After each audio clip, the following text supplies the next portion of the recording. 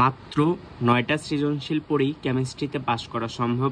SSC 26 যারা ভাবতেছো pre টেস্টে এসএসসিতে ফেল করবা তাদের জন্য এই ভিডিওটা দেখলে আমি আশা করি তুমি পাস করতে পারবা ইনশাল্লাহ।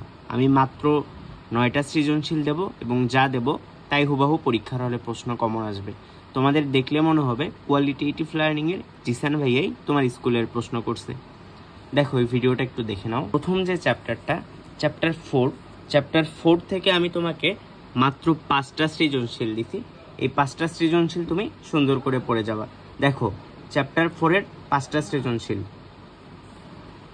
এরপর দেখো চ্যাপ্টার 5 থেকে আমি তোমাকে 4টা সৃজনশীল দিছি। চ্যাপ্টার 5 এত বড় একটা কঠিন চ্যাপ্টার থেকে মাত্র 4টা সৃজনশীল দিছি।